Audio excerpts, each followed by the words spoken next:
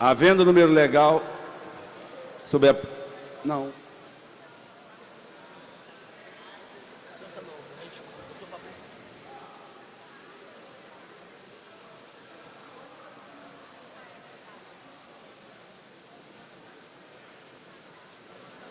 Havendo número legal sobre a proteção de Deus, iniciamos os nossos trabalhos.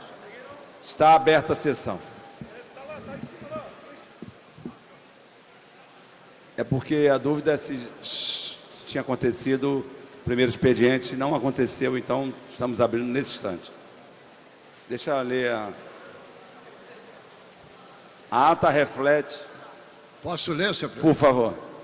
Senhor presidente, a ata reflete com exatidão o ocorrido na 21ª sessão extraordinária, que, iniciada às 3h10, encerrou-se às 15 horas. Lida e aprovada a ata, passa-se a ordem do dia. Anuncio, em regime de urgência em discussão única, projeto de lei 1461/2019, de autoria do Poder Judiciário, mensagem 01 de 19, que altera a lei 4.620, de 11 de outubro de 2005 e dá outras providências. Pendendo de pareceres das comissões de Constituição e Justiça, servidores públicos de orçamento, finanças, fiscalização financeira e controle. Questão de ordem. Questão de ordem, deputado Luiz Paulo. Senhor presidente, sabe bem Vossa Excelência, e melhor do que eu, que somente pela Constituição o chefe do Executivo pode pedir regime de urgência. Esse projeto, Vossa Excelência distribuiu a pauta na sexta-feira.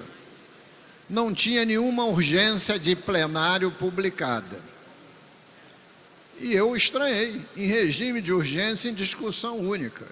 Para mim tinha que ser em primeira discussão. Aí hoje sai a publicação da urgência homologada para os senhores deputados. Tinha que se dar ao contrário. Primeiro sair a homologação da urgência, para depois sair a pauta. Porque senão a gente fica procurando. Cadê a urgência? Não estava em lugar nenhum.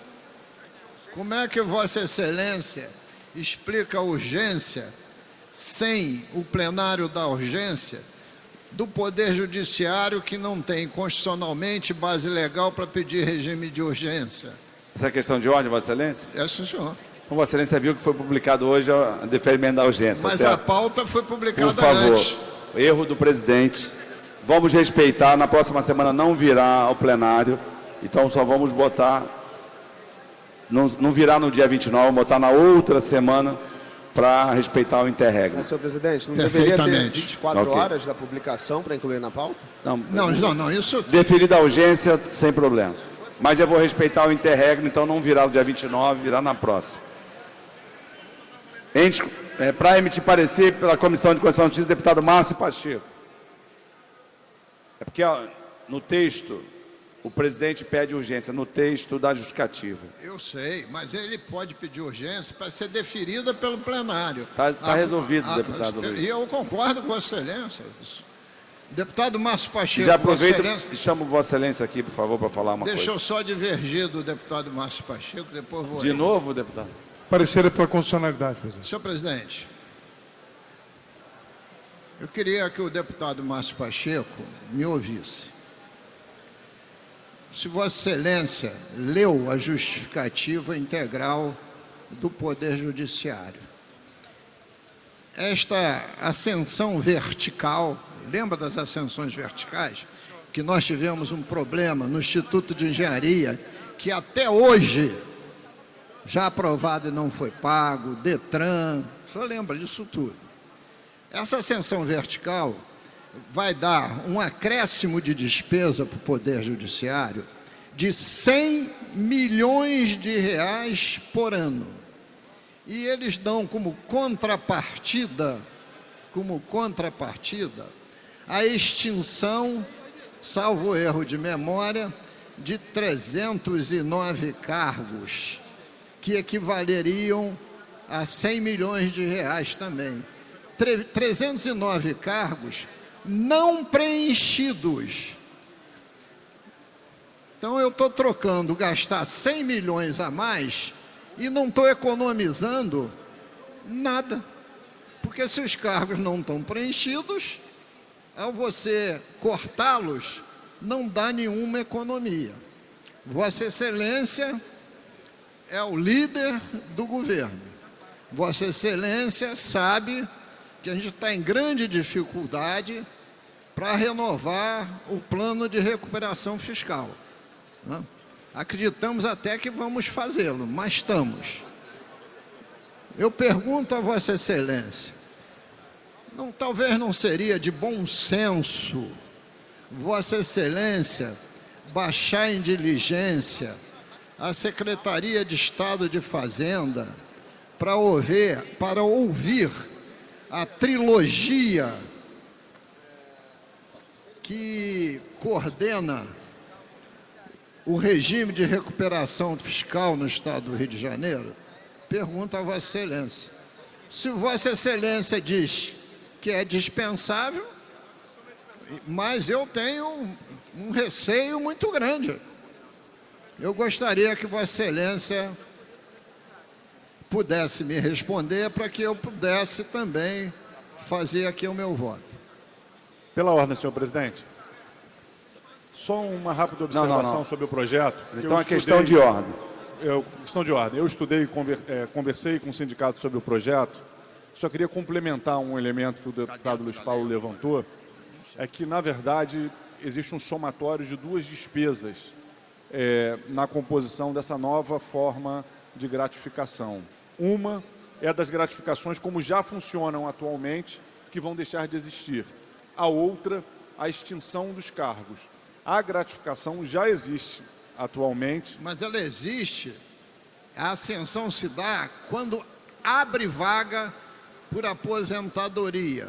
Exatamente. Agora será automática de 2 em 2 anos, ou 3 em 3, ou 4 em 4, função do número existente. Exatamente. É automática. Exatamente. Então, a outra não é automática. Exatamente. Então ela vai se diluir e os custos dessa diluição que são os 309 cargos. É o que complementa a diferença entre a forma como a gratificação se dá hoje e os custos por essa nova gratificação. Porque não são só os 309 cargos que compõem o pagamento dessa nova forma da gratificação de estabelecer por temporalidade, não mais por vacância. É o que se gastava com a vacância, mais os cargos extintos. Eu tenho que contra-argumentar a Vossa Excelência que na justificativa do tribunal, quem dá a estimativa de 100 milhões é o tribunal.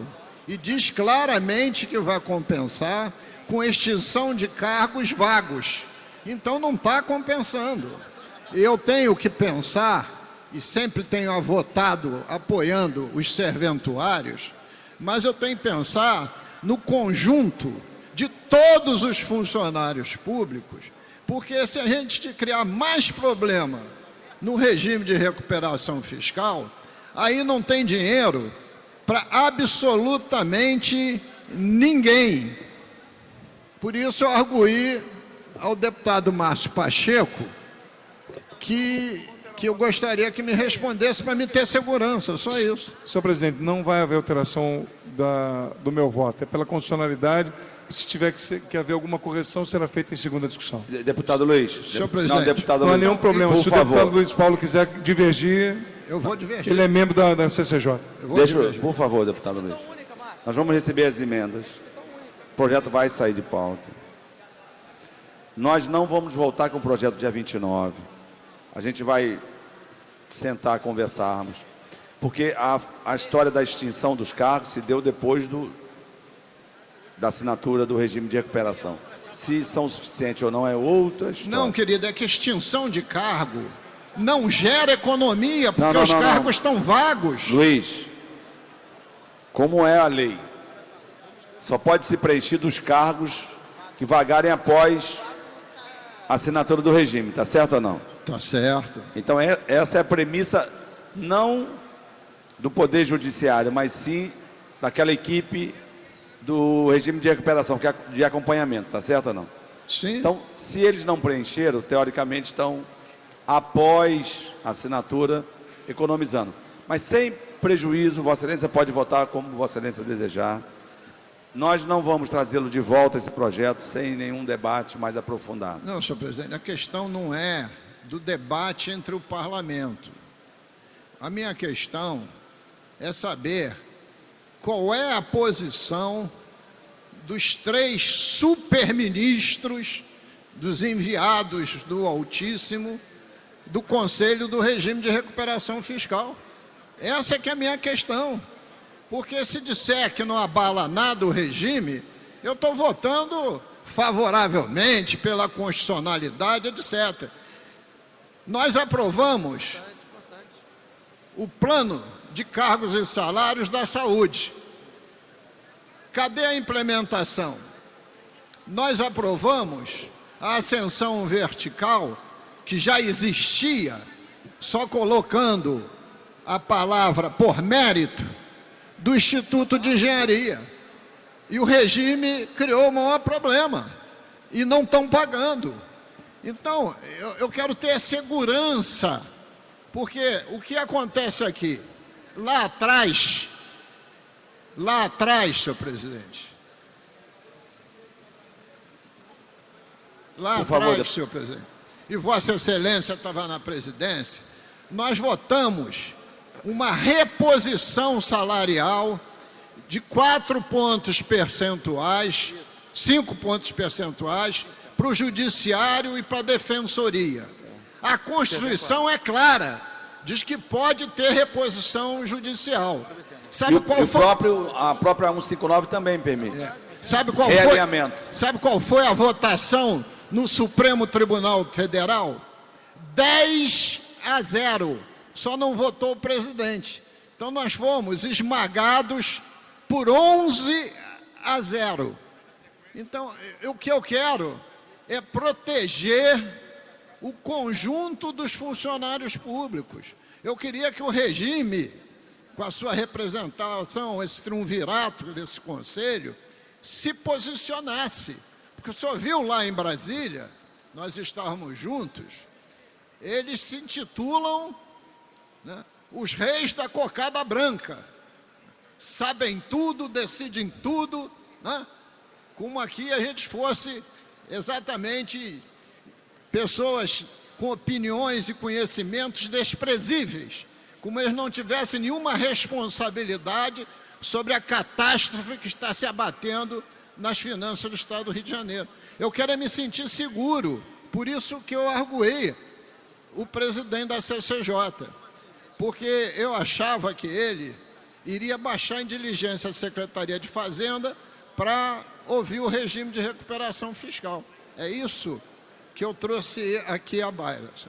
Agora, deputado Luiz, Vossa Excelência ainda não proferiu o seu voto. Eu estou primeiro. Por favor. Quis abrir. Nós aqui votamos, no outro mandato, um teto de pessoal para os poderes. Existe a 101/2000, que é a lei de responsabilidade. Então, logicamente, o presidente tem todo o direito de remeter à Assembleia a mensagem. Não estou negando. Por favor, logicamente. Mas eu não tenho dúvida que eles vão respeitar o teto e o percentual constitucional, porque senão as contas não serão aprovadas. Senhor presidente, queria fazer uma questão de ordem, se o deputado Luiz Paulo permitir, antes de proferir o voto que ele ainda vai proferir, pelo seguinte, eu acho que tem vários elementos da mensagem que merecem ser ainda aprofundados. Eu hoje fui procurado por um servidor do Cindy, um integrante do Cindy Justiça, conversando sobre a mensagem. Ela está em primeira discussão. E, além disso, a relevante questão trazida pelo deputado Luiz Paulo acerca do posicionamento do Conselho de Supervisão do Regime de Recuperação Fiscal sobre essa matéria, assim, não é propriamente, deputado Luiz Paulo, uma matéria de constitucionalidade, embora seja um tema muito importante. Até porque... Mas cabe na Comissão de Constituição e Justiça baixar em diligência. Por isso é que outra... eu arguí. Claro. Eu não tenho dúvida que o projeto é constitucional. Pois A é. minha dúvida não é sobre isso. É se devia ou não baixar em diligência. É eu- outra questão. O que eu achei interessante... Vamos avançar mais. Posso só completar, presidente? Por favor. Porque eu Vossa achei... Excelência propõe, pela Comissão de Tributação, uma audiência pública e nós só vamos trazer para a pauta após a audiência pública de Vossa Excelência. Senhor presidente, respeitando o deputado Valdec, já que o líder do governo, presidente da CCJ, quer dar o parecer seco, eu vou acatar a proposta de Vossa Excelência. Então, Eu só queria eu complementar... peço que possa ser nos próximos 15 dias a audiência. Não, porque isso tem, de certa maneira, tem a ver, André, eu vou ser rápido aqui, deputado Luiz Paulo, com uma compreensão também do tal equilíbrio entre os poderes de que tratamos um pouco mais cedo na sessão extraordinária. Matérias do Poder Executivo, deste teor, são, digamos, quase que automaticamente submetidas ao Conselho de Supervisão da Recuperação Fiscal. Matérias do Poder Judiciário deveriam sê-lo também. Não é? Eu não tenho nenhuma dúvida quanto à constitucionalidade, nem tampouco quanto os mecanismos que foram encontrados para assegurar essa progressão aos servidores. Eu votaria favoravelmente a matéria mais adiante, mas acho que a audiência vai ser útil e lembrando até, isso que o deputado Luiz Paulo trouxe como informação, deputada Marta Rocha, que aquela votação que nós fizemos, a reposição de perdas inflacionárias, não era aumento real, reposição de perdas inflacionárias de 5% para os serventuários da Justiça, né? Isso foi derrubado no Supremo, que pouco tempo depois aprovou um aumento, eu acho que de 16% nos proventos dos ministros do Supremo e que por digamos, efeito cascata, atingiu também membros de cortes infraconstitucionais. E, portanto, eu queria fazer essa lembrança também, dizer que não tenho dúvidas quanto à constitucionalidade, mas, de fato, Luiz Paulo levanta uma questão que me parece relevante. Presidente, só em seguida com isso, essa audiência pública que o senhor solicitou seria muito interessante se a gente pudesse fazer antes e conjunta, junto com a Comissão de Economia e Indústria e Comércio, junto com a Comissão de Orçamento, se for o caso, com as frentes parlamentares. Tem uma comissão especial tem a nossa frente parlamentar de monitoramento do regime de recuperação fiscal e, por muito menos, presidente, os conselheiros que fazem parte do Conselho de Supervisão do regime disseram que a gente poderia ser expulso. Então, é um tema muito delicado para a gente tratar. O deputado Luiz Paulo está muito correto quando ele coloca a luz nesse fato. Eu acho, o meu posicionamento é que a gente não deveria nem deixar passar na primeira discussão, mas é uma discussão única, né? Vai sair de pauta por causa de emendas. Mas é pedir muita celeridade desse parlamento para tratar esse assunto com muita delicadeza e muito cuidado, porque realmente é algo muito importante para o nosso Estado. Deputado Alexandre. Senhor presidente, essa audiência pública, quem estaria presente? Só para... Eu fiz a proposição, o deputado Luiz Paulo é presidente da Comissão de Tributação. Ele pode chamar o orçamento, chamar as demais comissões, mas toda audiência pública é pública. Independente de fazer um convite conjunto, independente de ser membro ou não, os deputados têm voz nas audiências, todos temos. Então, sem prejuízo, eu estou propondo ao deputado Luiz Paulo colher os pareceres, já recebeu 12 emendas, sai de pauta e a gente nós 13 emendas. Não, mas do Judiciário, a pergunta é essa. É essa do Judiciário. Não. Quem do Judiciário estaria presente nessa audiência? Vai ser convidado, o representante do sindicato, Senhor o presidente, financeiro, eu só sugiro que o senhor faça essa proposta da audiência pública, ou a Comissão de Servidores Públicos, ou de Orçamento, porque eu não sou paracerista, então não me cabe presidir essa audiência pública. Mas eu acatei a sua ideia. Mas Vossa Excelência é membro da Comissão de Orçamento e da Comissão de CCJ. Sim, eu posso propor por escrito ao presidente da Comissão de Orçamento. A presidência defere pedido da audiência. E aí, se vai ser pela Comissão de Servidores, Orçamento, CCJ ou Tributação, Vossas Excelências decidem. Então, antes de dar sequência aqui aos pareceres, colher os pareceres, estão conosco hoje... Está aqui conosco o deputado estadual Renan Filho, do PRB. Para cá, Renan. Do estado de Roraima. e com ele também Fábio Alex. Já botei a ele aqui o nosso PIN para que ele possa circular no plenário, por favor. Casa de Vossa Excelência. Senhor presidente. Agora nós temos 72º deputado. Senhor presidente, deputado Rodrigo Amorim, da Comissão de Orçamento, presidirá a audiência pública. Já falei com ele. Definido está. Tá. Pela Comissão de Orçamento, pela Comissão de Servidores, deputado Bruno Dauari. Deputado Bruno Dauari.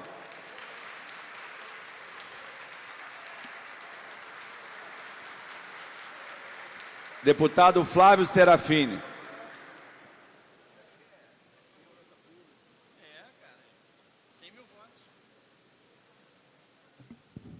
Senhor presidente, analisei atentamente o projeto. Acho que o Tribunal de Justiça tomou uma série de cuidados importantes no que diz respeito a tentar fazer um equilíbrio entre a necessidade de se buscar a valorização dos servidores que estão também há 5 anos com salários defasados, também tiveram uma sobretaxação previdenciária e, ao mesmo tempo, buscar um equilíbrio financeiro para que o Estado tenha saúde para enfrentar a crise que ainda está em curso. A gente tem a proposta de alguns aperfeiçoamentos. Tem uma parte, por exemplo, do projeto que é muito importante, que em caso de haver um aumento no número de servidores, haveria a suspensão da gratificação na forma que a lei está estabelecendo. Só que na redação original está escrito interrupção. A gente fez uma das emendas para substituir o termo interrupção por suspensão, para aperfeiçoar que esse é o espírito do que foi discutido no âmbito do Tribunal de Justiça. Fez outras emendas também para pensar o conjunto da valorização dos servidores públicos, mas buscando aqui esse entendimento para que os pareceres sejam todos favoráveis e a gente amadureça a discussão do mérito, eu vou deixar para apresentar as emendas como emendas da nossa bancada, não apresentar como da Comissão dos Servidores, para que a gente possa definir o mérito no Colégio de Líderes da semana que vem, a partir da discussão na audiência pública da Comissão de Tributação. Então, o parecer é favorável, destacando a importância dessa iniciativa do Poder Judiciário, para que a gente, inclusive, tenha o exemplo de buscar soluções equilibradas para romper com esse ciclo de desvalorização salarial que a gente está vivenciando no Rio de Janeiro, sem, com isso, levar com que o Estado do Rio de Janeiro vá para um desequilíbrio financeiro. Pela Comissão de Orçamento, Finanças, Fiscalização Financeira e Controle, deputado Rodrigo Amorim.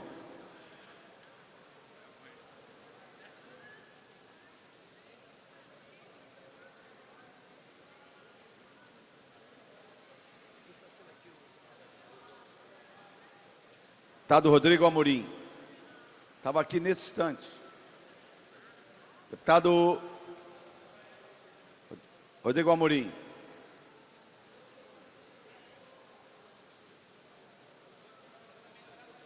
Marcelar está tímido. Acompanhe o parecer da CCJ, senhor presidente. Com os pareceres emitidos em discussão, não havendo ninguém queira discutir, encerrada a discussão. Presente proposição. Vai discutir, deputado? Para discutir, rapidamente. Por favor.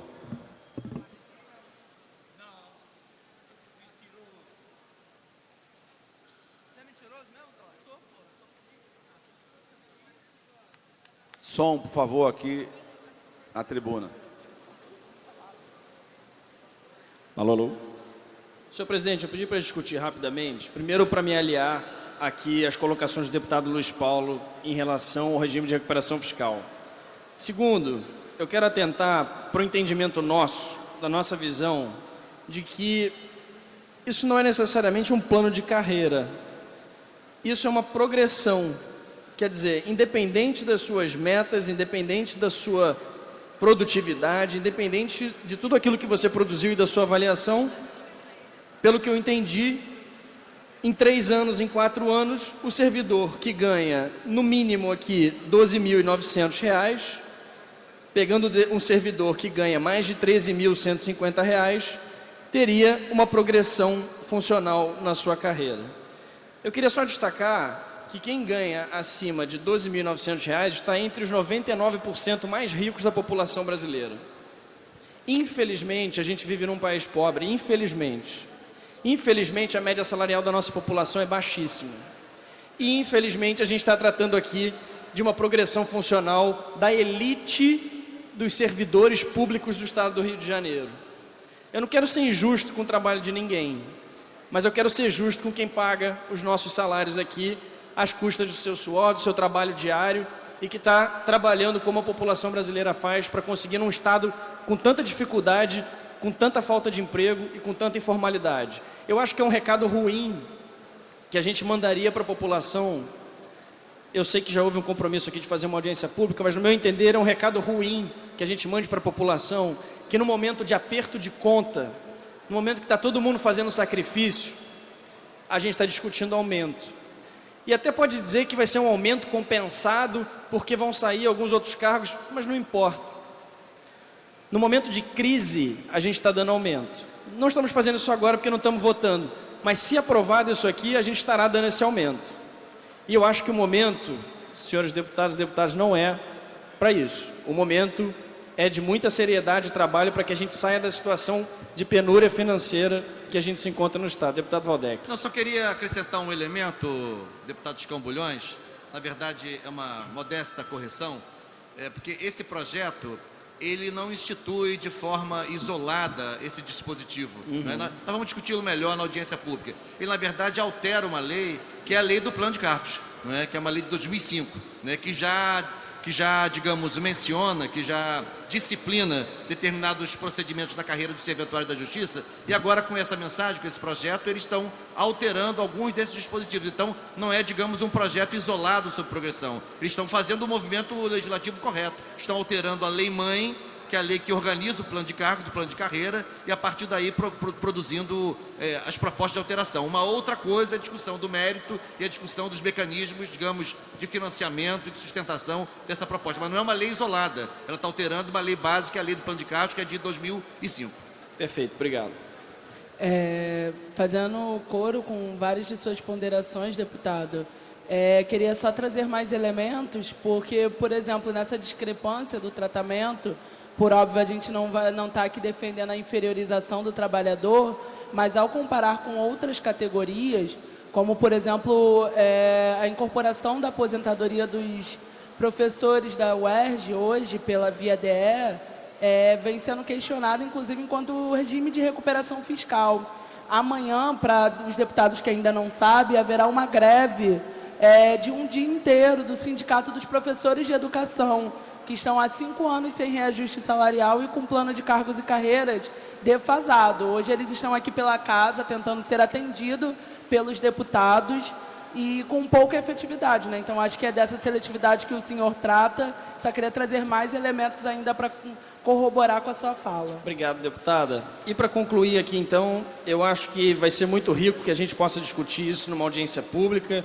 Né, o deputado Alexandre Freitas fez algumas emendas no projeto também para a gente poder discutir mais profundamente, mas eu não podia deixar de registrar, e sem demérito nenhum para o trabalho de quem quer que seja. Eu sei que as pessoas têm os seus trabalhos, fazem o melhor que podem, estão lá dando no seu dia a dia o seu suor, mas eu acho que não é o momento e não é aqui a razão dessa casa discutir um aumento que tem tantas questões ainda para serem sanadas, em especial também em relação ao regime de recuperação fiscal. Obrigado.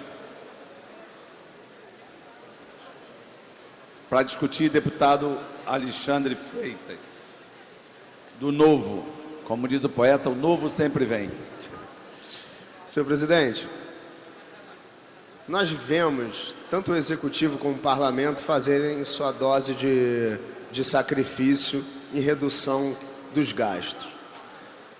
Esse projeto trazido pelo Judiciário é, no mínimo, impertinente pelo momento em que nós enfrentamos, inclusive correndo o risco de sermos tirados do regime de recuperação fiscal.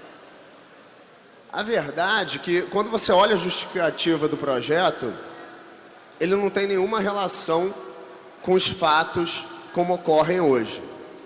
Lá diz que o último da carreira do técnico de judiciário sai recebendo R$9.000. Isso não é verdade.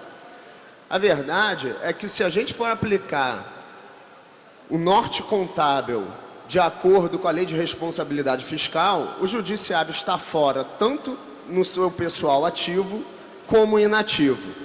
E pior, essa forma de promoção é a pior que existe se você quer buscar eficiência e melhor prestação de serviço para o cidadão. Essa casa vai cometer um erro, um equívoco muito grande, e eu vejo diversos deputados reclamando de que o parlamento não é respeitado nas suas funções. A função de elaborar e cuidar do orçamento é nossa.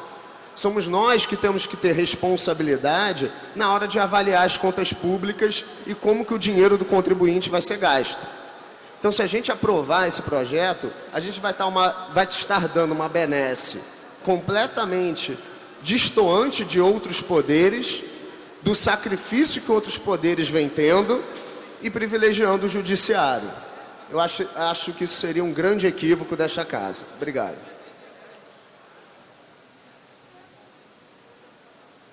Deputado Flávio Serafini.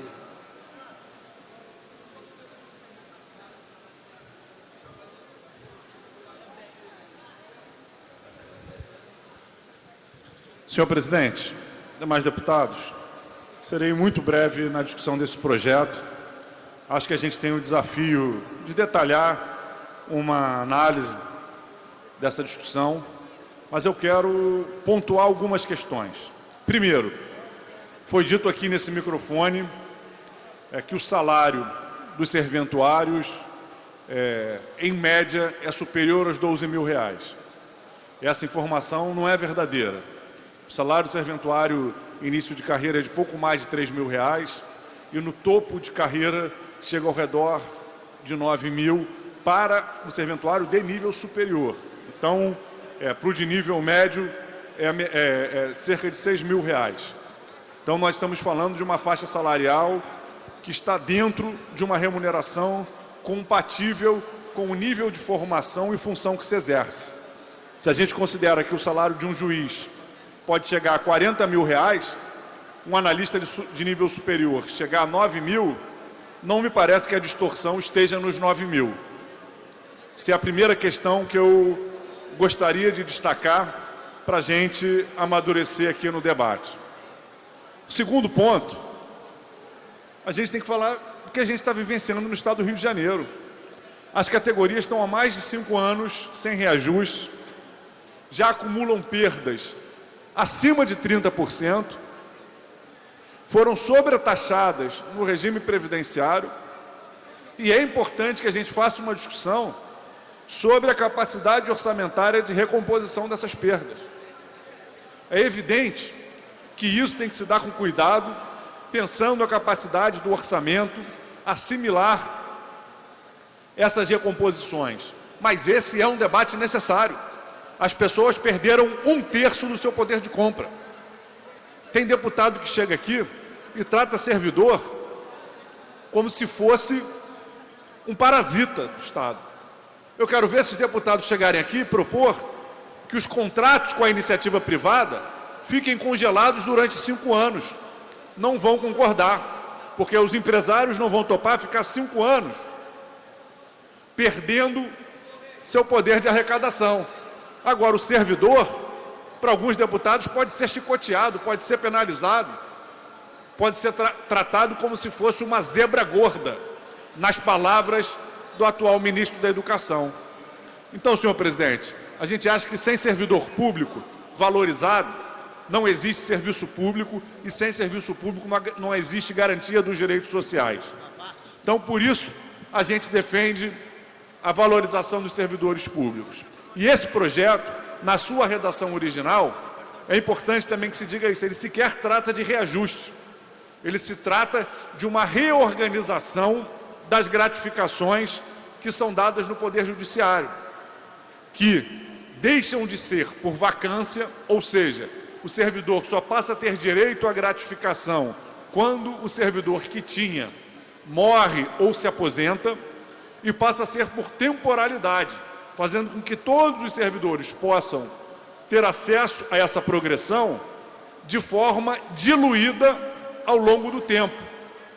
E os cálculos apresentados mostram que a economia feita com a extinção de 309 cargos é suficiente nos próximos 3 anos para o pagamento dessa nova forma de progressão. Então, eu gostaria de concluir, deputado Alexandre Freitas. Flávio, eu sei que às vezes é difícil compreender que tem deputados que lutam pelos servidores que trabalham, por aqueles que prezam pela eficiência. Eu acho sim que o serviço público hoje, por exemplo, privilegia os servidores que não trabalham e sacrificam aqueles que querem prestar um bom serviço. Mas eu entendo a sua defesa. Por exemplo, existem deputados aqui nessa casa que são professores e recebem R$9.000 para não dar aula. Então é óbvio que eu entendo a defesa de alguns. Mas eu acho que existe um debate muito valoroso hoje na sociedade, buscando maior eficiência do setor público e querendo combater privilégios. Mas principalmente exigindo de outros poderes que eles deem a sua parcela de sacrifício, porque quem paga imposto hoje não aguenta mais o peso do Estado. E a gente precisa de um Estado, sim, mas um Estado eficiente e que não cobre nunca um centavo a mais do que é o necessário para que ele exista. Obrigado. Deputado, Vossa Excelência tem a obrigação moral de denunciar se tem algum parlamentar nessa casa que esteja recebendo indevidamente acumulação de salário. Vossa Excelência tem essa obrigação de fazer isso, para que não tenha cumprido aqui papel de moleque, porque a Constituição brasileira é muito clara. É proibido a qualquer parlamentar, estadual ou federal, o acúmulo de remunerações públicas. Se tem algum parlamentar fazendo isso, Vossa Excelência não tem que chegar no microfone e colocar isso sem citar o nome. Vossa Excelência tem a obrigação moral de procurar o corregedor dessa casa e fazer denúncia, pois, caso contrário, estará cumprindo papel de moleque. E nessa casa a gente não precisa de molecagem, a gente precisa de debate sério. Nós estamos falando aqui de vidas de milhares de famílias que estão há anos perdendo poder de compra, ficaram meses sem receber salário, empobrecendo, se endividando, e o que a gente tem que discutir é a capacidade do Estado de recompor essas perdas, com responsabilidade, com equilíbrio, mas também com compromisso social, não com fraseologia de liberalismo barato que vem fazer acusações levianas que devem ser levadas à Corregedoria e à Comissão de Ética. Deputado Valdec Carneiro. Deputado Flávio Serafini, eu quero fazer uma parte aqui com 2 vertentes. A primeira delas é reforçar essa compreensão de que, por mais que seja necessário, aqui discutimos anteriormente, a partir da observação feita pelo deputado Luiz Paulo, seja necessário que a gente entenda bem quais são os mecanismos que estruturam essa proposta, para que ela não seja depois, digamos, contida pelo Conselho Supervisor do Regime de Recuperação Fiscal. Esse é um aspecto técnico importante, mas, por outro lado, é importante ressaltar que não é possível também não reconhecer a necessidade de recomposição de perdas salariais de várias categorias dos servidores públicos estaduais. Inclusive, não dá para fazer essa comparação, digamos, abstrata que às vezes se faz sobre o serviço público, o que é de elite e o que não é de elite. É preciso confrontar qual é o cargo, qual é a formação, qual é a escolaridade requisitada para prestar o concurso para esse cargo, qual é a jornada de trabalho, quais são as funções. A partir daí, só a partir daí, dá para comparar e cotejar diferentes cargos públicos em diferentes órgãos públicos a partir de diferentes exigências de formação. Então, eu queria fazer essa observação, queria fazer esse registro e dizer que, de minha parte, toda a abertura para aprofundar a compreensão dessa mensagem, que, a meu ver, pode começar a fazer jus de forma equilibrada e responsável a esses servidores. Por outro lado, e aí concluo, eu quero falar ao deputado Alexandre Freitas. Deputado Alexandre Freitas, não me senti por óbvio em nada atingido por sua intervenção, mas eu estranhei esse conteúdo. Eu sou professor da Universidade Federal Fluminense, onde ingressei por concurso público em 1º de agosto de 1990. Tenho, portanto, 29 anos na UF. A partir do momento que fui investido pela vontade popular no mandato de deputado estadual, por força da lei, aliás, eu acho até uma coisa assim muito forte, eu fui obrigado a me licenciar compulsoriamente da Universidade Federal Fluminense, enquanto estiver no exercício do mandato, porque é proibido, é terminantemente proibido. O que é possível fazer, no caso desse servidor, é fazer a opção por um provento ou outro provento. Como eu estou aqui, eu não estou lá, naturalmente que eu faço a opção de onde eu estou exercendo a minha função pública e momentaneamente deputado. Portanto, eu acho, e concordo com o deputado Flávio Serafini, endosso suas palavras, Flávio, se há algum caso que mereça ser denunciado, que seja feito. Agora, não é possível lançar essas palavras vãs, que é assim, isso não aprofunda o nosso debate, não qualifica o nosso debate e lança uma atmosfera de suspeição, de leviandade, que, a meu ver, é desnecessária na atividade, no cotidiano do parlamento. Obrigado, deputado Valdec Para Carneiro. completar o que o Valdec falou, porque Olha chegou... só, por favor, não é permitido o debate. Não, só para Salvo- esclarecer a questão do não ter dado o nome, é porque chegou essa denúncia do meu Ok. gabinete e a gente Mas, está deputado investigando. Alexandre, por favor, Então, é uma deputado denúncia muito Alexandre. séria que a Por gente vai favor, estar deputado investigando. Alexandre. Então, para concluir, eu digo que o deputado deve, quando receber uma denúncia, apurá-la ou pedir apuração e não jogá-la no microfone de maneira vulgar, porque senão acaba fazendo o que está fazendo com o debate dos servidores, que é vulgarizá-lo ao invés de aprofundá-lo, fazendo com que famílias que têm que se sustentar, alimentar seus filhos, pagar aluguel, tenham que ver um deputado fazer esse tipo de desclassificação, como se todo servidor público fosse um parasita do Estado. Não são fundamentais para a garantia dos direitos sociais, tem que agir com economicidade, com eficiência, e por isso, né, a gente defende que a importância desse projeto para a gente aprofundar uma análise dele com cuidado, para quem sabe seja essa a primeira iniciativa de revalorização dos servidores do Estado, de recomposição, né, de perdas, para que a gente consiga, no enfrentamento à crise do Estado, com responsabilidade, não deixar que os servidores continuem sendo penalizados. E fica também o nosso apoio aos servidores concursados da SEAP, para que, com a ajuda dessa casa, possam ser convocados. Não havendo mais quem queira discutir, encerra a discussão. A presente proposta recebeu 13 emendas e retorna às comissões. Vai retornar ao plenário, não sem antes uma audiência pública. Então, espero que nos próximos 10 dias essa audiência aconteça para que a gente possa voltar na primeira quinzena de novembro.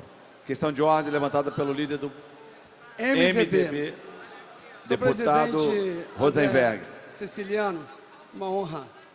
Senhor presidente, nós temos hoje aqui uma PEC, uma proposta de emenda constitucional 17/2019. Como eu sou um dos autores também, junto com o deputado Brazão e outros deputados, quero propor retirar essa proposta, voltar às comissões, rever alguns pontos de valores e quero fazer um apelo ao senhor para o mais rápido ela voltar a plenário, principalmente numa terça-feira, porque nós precisamos de 42 votos no painel. Senhor presidente. 42. Deixa eu, antes de passar a palavra para o deputado Luiz, primeiro, do jeito que essa PEC está, vai dar um montante de quase 650 milhões de reais. É impossível.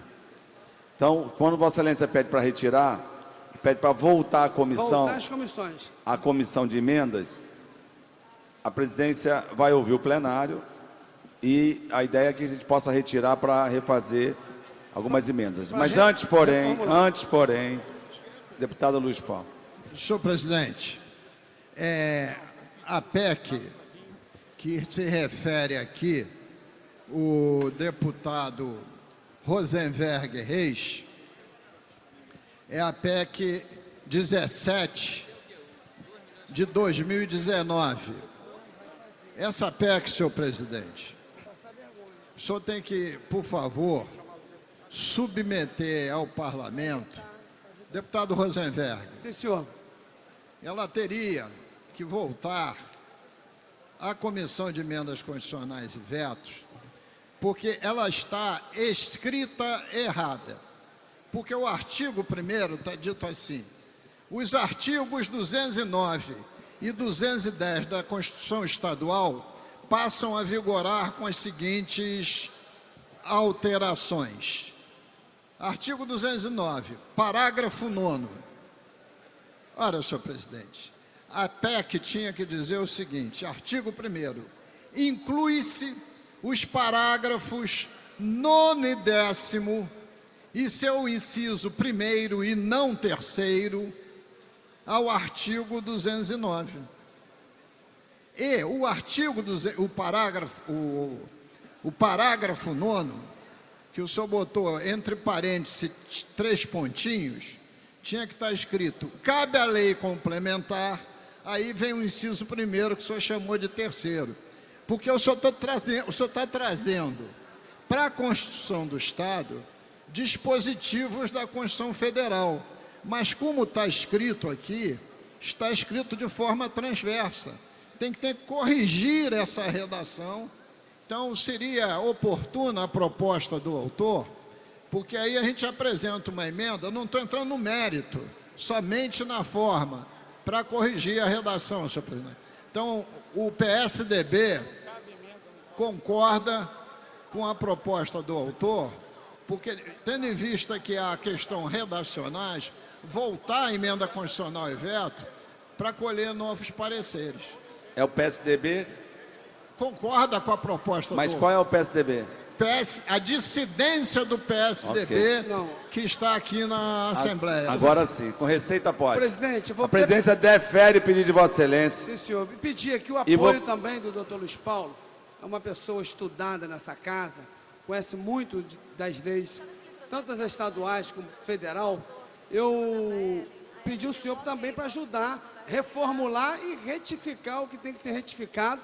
E o presidente deferir, por favor, senhor presidente, trazer o mais rápido. A presidência defere, vai reabrir possível. os prazos. Na verdade, Vossa Excelência, vamos republicar a emenda.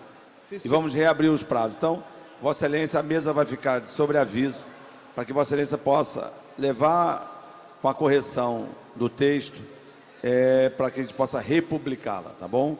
Então, está E também, deferido o pedido de Vossa Excelência. Chegar um número, um denominador comum. Nós vamos trazê-lo de volta ainda no mês de novembro. Obrigado, senhor presidente. Anuncio em tramitação ordinária, em segunda discussão, redação do vencido assim emendado. Projeto de lei 703-A de 2019, de autoria do deputado Carlos Caiado. Torna obrigatória a instalação de bicicletários em estabelecimentos comerciais, empresas e dá outras providências. Em discussão, não havendo que queira discutir, encerrada a discussão. Em votação, a emenda de redação. Os senhores que aprovam, beleza, como estão, aprovado. Em votação, projeto assim emendado. Os senhores que aprovam, beleza, como estão, aprovado, vai a autógrafo. Voto contrário, senhor presidente. Com voto contrário do deputado Chicão Bulhões. Pode ser do novo, Alexandre? Anuncio. Deputado, voto contrário do novo, do bicicletário. Ferreirinha é novo também. Voto contrário? Concordo. O novo e o Ferreirinha. E o Anderson. O poeta diz que o novo sempre vem. Trazer a ficha de filiação. Depois o poeta fala também que até algum tempo era novo, hoje é antigo. Precisamos todos rejuvenescer. Temos que envelhecer bem, senhor presidente. Rejuvenescer. Em segunda discussão, redação do vencido, projeto de lei 427-A 2019, de autoria do deputado André Ceciliano, que fica escrito no nome de João Cândido Felisberto, no livro dos heróis e heroínas do Estado do Rio de Janeiro. Em discussão, não havendo que queira discutir, encerrada a discussão. Em votação, os senhores que aprovam, parece que estão aprovados, vai autógrafo. Declaração de voto, deputado Valdec, depois deputado Renan Ferreirinha. Deputado, eu queria cumprimentar Vossa Excelência, queria lembrar também do passado, o esforço da deputada Inês Pandeló em torno desse tema, e queria solicitar a Vossa Excelência, se não houver, por óbvio, no inconveniente, que gostaria de assinar esse projeto com Vossa Excelência de maneira... Claro que não. Tá bom, então cumprimento Vossa Excelência pela iniciativa e lembro da iniciativa Vossa Excelência irá ser coautor do projeto. Obrigado. Senhor presidente, queria parabenizar Vossa Excelência também pelo brilhante projeto, o Almirante Negro da Revolta da Chibata. Então, acho que é um projeto importante de memória. E aí, só parabenizar realmente pela autoria. Mesmo o senhor me colocando em segundo lugar. Excelência não é segundo lugar, Vossa Excelência é líder. E a gente tem que seguir o líder. Presidente, parabenizar o novo, obviamente. Acho que a casa perde muito tempo com homenagem, mas essa homenagem é muito bem feita. Como eu já disse outras vezes, principalmente para meus colegas do PSOL, a gente deve valorizar esse tipo de referência histórica, que foi um grande homem e um grande combatente contra, aí sim, o racismo institucional. Obrigado. Nosso Almirante Negro, nosso João Cândido. Deputado Carlos Mink, por gentileza. Anuncio, em segunda discussão, projeto de lei 3360-2017, de autoria do deputado Zeidan Lula, que dispõe sobre as estatística de homicídios e feminicídios da juventude do Estado do Rio de Janeiro. Em discussão, Havendo que queira discutir, encerrada a discussão. Em votação, os senhores que aprovam nessa comissão. Aprovado, vai autógrafo. Projeto de lei 39, deputada, para declaração, deputada Zeidan Lula, em seguida, deputada enfermeira. Declaração de voto, presidente. Eu quero agradecer, meu voto é sim, claro. Agradecer a aprovação pelos deputados dessa casa, pela importância de hoje nós termos a necessidade desse número estatístico de mortes e homicídios da juventude negra. Através de dados que já temos pela imprensa, se fala, e é um senso comum, de que há um genocídio de fato no estado do Rio de Janeiro, da juventude negra e pobre nesse estado. O estado do Rio de Janeiro, por incrível que pareça, não está entre os 10 estados mais violentos do Brasil, mas tem a polícia mais letal do nosso país. E para o ISP, a partir de agora, a partir da aprovação dessa lei, começar a fazer a estatística para que nos dê um norte, com corte de gênero, com corte de idade, com corte de local de moradia, é fundamental para a implementação de políticas públicas na área de segurança no Estado e para que a gente possa estar implementando a proteção da nossa juventude que hoje é assassinada. Hoje, 33,3% é o aumento, segundo o Atlas de Violência, da juventude negra no estado do Rio de Janeiro, de 2007 a 2017. Da juventude não negra, são 3,3% de aumento dessa letalidade. Então, são dados muito emergenciais, importantes, para que a gente possa estar trabalhando aqui, criando projetos de leis e fomentando política pública de segurança no estado do Rio de Janeiro. Muito obrigada a todos. Deputada enfermeira Rejane. Para declarar meu voto favorável, queria parabenizar a deputada Zeidan e corroborar com a fala da deputada, porque sem dados não se consegue fazer e nem criar políticas públicas adequadas no estado do Rio de Janeiro. Então, a deputada está propondo que o INSP, que é o Instituto de Segurança Pública e que é responsável por estar apresentando os dados anualmente, que ele acrescente dados que para nós são fundamentais, né? Dados como morte da juventude negra por conta da violência no estado do Rio de Janeiro é fundamental, né? E muitas das vezes esses dados são maquiados, esses dados não são informados e nós ficamos sem ter, na realidade, como propor essas políticas. Nós, o Legislativo e também o Executivo. Então, esse projeto é fundamental. Eu acredito que o governador tem aí o compromisso, né, de avançar nessa proposta, aprovando essa lei da deputada Zeidan. Parabéns, Zeidan. A Comissão de Mulheres da Alerj te parabeniza por esse projeto de lei. Deputada Renata. Senhor presidente, deputadas, deputados, vim aqui consignar meu voto favorável ao projeto e parabenizar a deputada Zeidan pela iniciativa. Sem dúvida nenhuma, ter dados estatísticos sobre homicídio e feminicídio da juventude no estado do Rio de Janeiro é fundamental. Nós estamos aqui prestes aí a votar a CPI do feminicídio, do qual nós fizemos parte, presidido pela deputada Marta Rocha, com maestria, e a gente precisa de dados coletados, atualizados, para que a gente possa construir políticas públicas de redução do número do feminicídio e de homicídio. Nós também fizemos aí uma audiência pública, inclusive na semana passada, que discutiu sobre o aumento da letalidade policial no estado do Rio de Janeiro, e faremos uma próxima audiência pública pela Comissão de Direitos Humanos sobre redução de homicídios da juventude no estado do Rio de Janeiro. Ou seja, audiências propositivas, audiências que a gente espera que o governo do estado esteja presente, afinal de contas, não tivemos a presença do governo do estado, por exemplo, da Polícia Militar e Polícia Civil no debate, e são atores fundamentais para a redução do número de homicídios. Também lembrar, senhor presidente, que eu já pedi em regime de urgência para que essa casa possa apreciar um projeto de minha autoria, o projeto de lei Ágata, que pede e solicita a obrigação de priorização da investigação em casos de homicídios de crianças e adolescentes. Então, gostaria de solicitar ao senhor que colocasse na pauta para que a gente pudesse votar com maior celeridade. Hoje recebi na Comissão de Direitos Humanos a mãe de Ágata, Vanessa, que pedia para que essa casa também fosse sensível a esse debate de crianças que estão aí na linha de tiro. Então, muito importante, senhor presidente, que essa casa aprecie e que também ponha em votação o PL Ágata, que demos coautoria para a deputada Doni Monteiro e Marta Rocha, que também fazem esse debate de maneira muito qualificada dentro dessa casa. Muito obrigada, senhor presidente. Deputada Mônica. Senhor presidente, quero celebrar o projeto aprovado essa tarde nessa casa da deputada Zeidan Lula. Nós, já referido aqui pela deputada Renata Souza, realizamos uma audiência nesse plenário com diversos movimentos, diversas instituições que construíram essa audiência, que solicitaram as 6 comissões que presidiram a audiência, para que nós pudéssemos sensibilizar essa casa para um número dramático de jovens mortos nesses últimos 6 meses.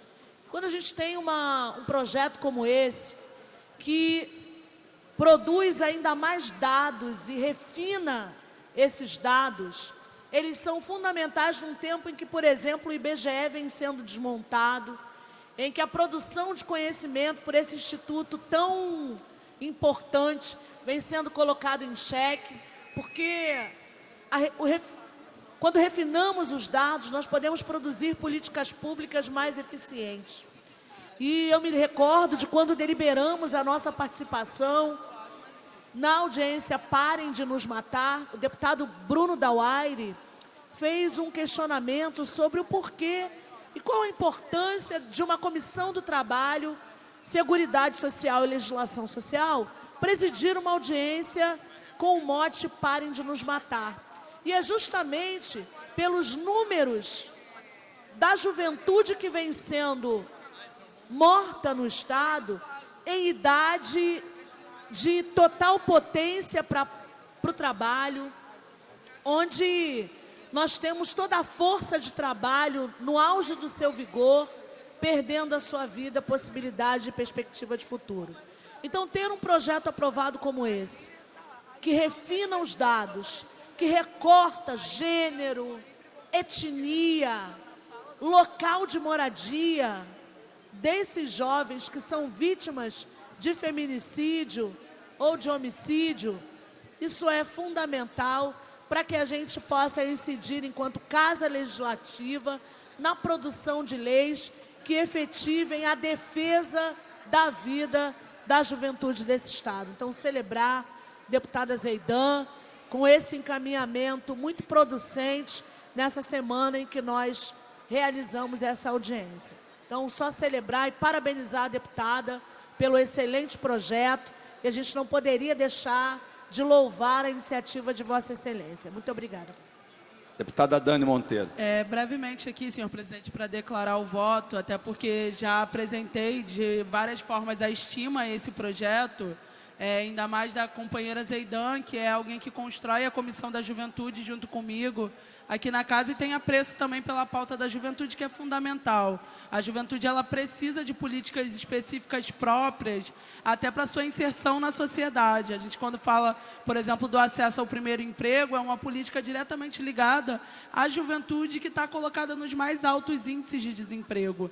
Então, aqui, quando a gente fala de produzir dados estatísticos sobre o genocídio, né, da juventude e feminicídio, é fundamental porque a gente está falando em dar vida, dar nome completo para essas pessoas, cada vez mais. São 23.100 jovens mortos por ano no Brasil.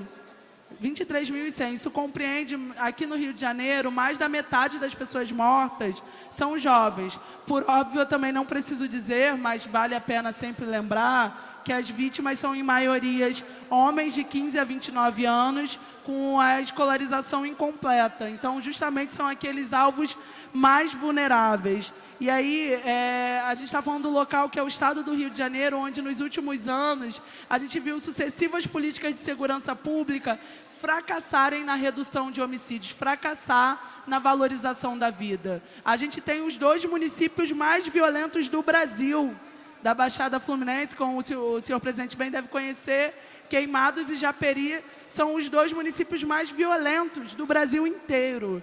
E os índices de homicídio na Baixada Fluminense são de 50 pessoas a cada 100 mil habitantes. Ou seja, são índices muito, muito altos, índices de países em guerra. E aí, produzir estatísticas sobre a juventude é fundamental, porque isso tem a ver com valorizar a vida e pensar que política pública não é fuzil, mas é a escola, é saúde, é fomenta a cultura, é fortalecimento do território. Então, só queria aqui mais uma vez declarar o voto favorável e parabenizar a deputada Zeidan Lula pela construção desse projeto, oriundo também de alguma forma dessa audiência pública que aqui fizemos, muito necessária nos tempos onde Ágatas e Marcos Vinícius seguem sendo alvos de uma política de segurança pública genocida. Deputado Jorge Felipe. Presidente, pela ordem, vejo aqui muitos companheiros do concurso 2003 da SEAP. Antes de encerrar a sessão pelo tempo regulamentar, hoje tinha marcada uma reunião com Vossa Excelência, onde a Assembleia tem dado todo o subsídio para que a luta deles seja efetivamente concluída com a efetivação da posse, que tanto anseia há 16 anos, por motivos óbvios. Essa reunião foi desmarcada e perguntei a Vossa Excelência, só para dar uma resposta aos companheiros, quando seria remarcado. Vossa Excelência falou que... O deputado Jorge Felipe Neto. Ou quarta ou quinta-feira. Me pediu, e eu vou me ausentar quinta e segunda, mas na próxima semana, entre quarta e quinta, estaremos reunidos com o secretário de governo, tá? Isso, inclusive lembrar... Compromisso da Assembleia resolver o problema e ajudar financeiramente. Inclusive lembrar, presidente, que há um projeto em curso com 16 deputados. O deputado Waldeck também vai provavelmente falar disso, dizer que está aberto o ingresso, inclusive, à coautoria dos demais deputados que se fizerem presentes nessa luta. É fundamental que o parlamento, através de projetos como esse, emitam a sua força, a sua vontade, face às injustiças perpetradas nesse Estado. Muito obrigado, presidente, pelo encaminhamento e pela disposição de liderar os processos que Vossa Excelência tem tido com os deputados dessa casa. Deputado Waldeck. Eu também queria, senhor presidente, deputado André Siciliano, fazer aqui uma saudação muito efusiva aos concursados e concursadas de 2003 da SEAP. Nós estamos... Quero agradecer ao líder do governo, o deputado Márcio Pacheco, que nos recebeu em reunião há cerca de 2, 3 semanas em seu gabinete, para que nós pudéssemos, Rodrigo Amorim, pudéssemos estruturar uma proposta que desse lastro legal à convocação desses concursados. Isso foi feito, um projeto que Jorge Felipe, eu e outros deputados escrevemos, aberto a todos os deputados que quiserem subscrever, se puder ser 70 deputados, tanto melhor, que é um projeto que faz justiça, que uma coisa é a discussão do prazo de validade do concurso, uma outra coisa é a ocupação de todas as vagas que foram anunciadas no edital. Isso não pode deixar de acontecer. Portanto, quero saudar primeiro a tenacidade e a perseverança dos concursados. É muito importante que perseverem, que a perseverança deles nos ajuda aqui. E ao mesmo tempo é justo também ressaltar, e eu quero fazê-lo com muita ênfase, o esforço de Vossa Excelência, deputado André Siciliano, como presidente da Casa, tanto em relação a este caso, no âmbito da SEAP, quanto em relação aos concursados da Fundação Santa Cabrini. Portanto, estamos caminhando para a construção de uma solução que é justa e é boa para o Estado do Rio de Janeiro, que incorpora servidores dos quais a gente precisa e, ao mesmo tempo, completa esse ciclo de mais de 15 anos. Vossa Excelência me concede uma parte Deputado não Jorge. regimental, deputado Valdec. Só para falar, presidente, que a justiça da luta de vocês reuniu deputados de oposição, de governo, de direita, de esquerda. Parabéns pela mobilização de vocês e a sensibilidade de todos os deputados. Pela ordem, deputada Marta Rocha. Sempre. Obrigada, presidente. Obrigada, deputado Com frio. Rodrigo. Com muito frio. Eu quero saudar aqui exatamente os futuros agentes penitenciários, né? Eu tenho colocado o meu gabinete à disposição. Tive a oportunidade de ter uma reunião com a Procuradoria-Geral do Estado. Acho que, mais uma vez, Vossa Excelência vai repetir aqui o gesto desta casa e a sua liderança para resolver esse imbróglio, que é jurídico, mas que tem que ser resolvido no campo da política, e que essa casa, eu vou ser muito breve, para dizer que essa casa repita com vocês aquilo que fez com a Polícia Militar. E que nós tenhamos aqui o compromisso, da mesma forma que conseguimos nomear os aprovados no concurso de 2014, que nós consigamos aprovar, chamar e dar posse aos novos agentes penitenciários que fazem tanta falta no sistema penitenciário. Muito obrigada. Deputado Rodrigo Amorim. Senhor presidente, eu primeiro quero saudar aos futuros servidores da SEAP que estão aqui presentes e dizer, presidente, que eu recebi recentemente um apelido carinhoso de padrinho dos concursos públicos e, de fato, tenho diligenciado meu mandato nesse sentido, inclusive com a aprovação da lei que suspendeu a validade dos concursos públicos, mas dividi os louros com essa casa, senhor presidente, porque a deputada Marta Rocha, deputado Valdec, deputado Jorge Felipe Neto, deputado Luiz Paulo, têm sido muito atuantes em todos os concursos públicos. E destacar muitas vezes, senhor presidente, fazer um elogio aqui à presidência da Assembleia Legislativa, no sentido de que a gente tem divulgado pouco isso. Assim como aconteceu com os papiloscopistas, com os policiais militares e outras tantas ações, sobretudo de segurança pública, elas têm sido custeadas com os recursos fruto da economia dessa casa, em razão de uma administração zelosa e diligente. Então, o deputado André Siciliano, presidente da casa, ele tem sido muito humilde nesse sentido, assim como os demais deputados, e a LERJ o Legislativo tem de braços dados com o Poder Executivo, não medido esforços com a salvaguarda da garantia jurídica daqueles que dedicaram a sua vida, abdicaram de outros empregos, outros concursos, das suas famílias, e precisam ter o respeito e não serem simplesmente negligenciados por conta de uma apatia, de corrupção, de desídia, de incompetência de governos anteriores. Então, essa casa está motivada, independente do viés ideológico, para solucionar esse problema de uma vez por todos e efetivamente fazer com que os senhores efetivamente possam servir ao Rio de Janeiro e contribuir de forma eficiente para a segurança pública. Muito obrigado pela confiança. Obrigado, presidente. Antes de passar a palavra para a deputada enfermeira, deputado Rodrigo, Vossa Excelência coloca uma questão da casa e no final de semana um grande jornal fez um editorial.